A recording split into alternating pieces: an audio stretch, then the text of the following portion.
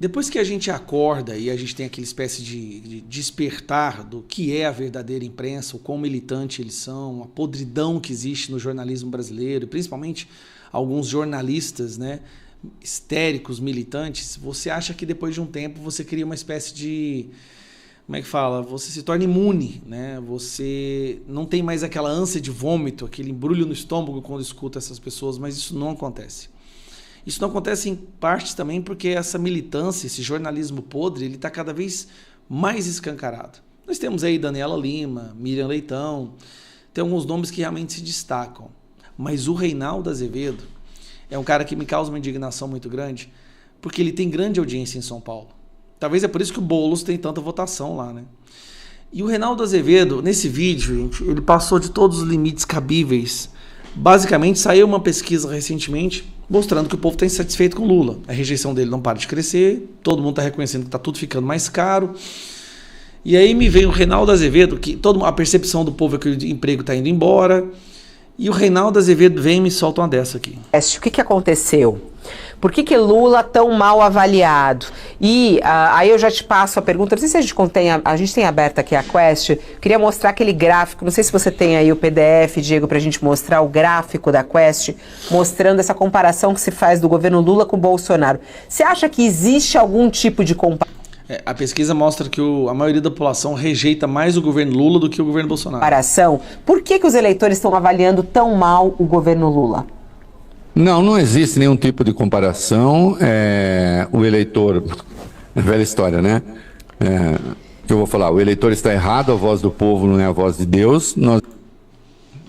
O eleitor está errado, a voz do povo não é a voz de Deus. Que ditadura é essa? Nós estamos com desemprego.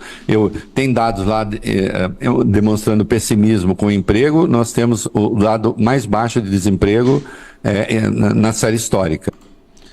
Isso porque quem recebe Bolsa Família, que são 20 milhões de pessoas agora, não procuram mais emprego, porque se elas procurarem emprego, elas perdem Bolsa Família. E a equação do desemprego só leva em consideração quem está buscando emprego. Né? A renda em relação ao governo Bolsonaro, então, ela teve uma elevação formidável.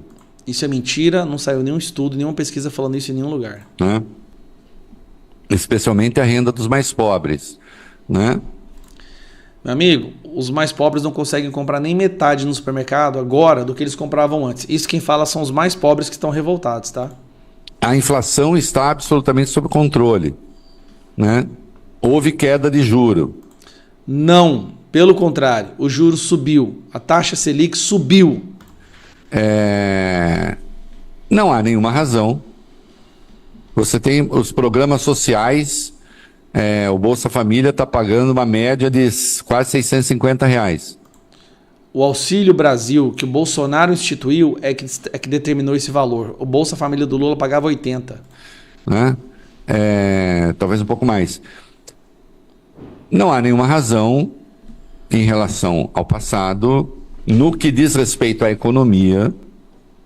A economia está destruída, meu amigo. O investimento foi embora. Cara, No que diz respeito à economia, não há nenhuma razão para avaliação ser essa. Em o retrato da pesquisa correspondendo à realidade, né, não há nenhuma razão para ser assim na economia. Quando não há uma razão para ser assim na economia, então... Ou ele tentando aqui você consegue ver claramente a pessoa fazendo passação de pano, tentando criar uma narrativa. Então é preciso buscar na política. É preciso ver onde é que está o erro. Claro que você tem hoje uma extrema-direita muito ativa,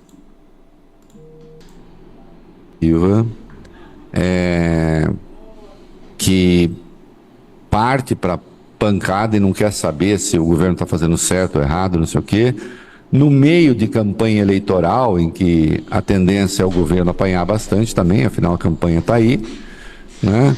Isso pode ter interferido. Agora,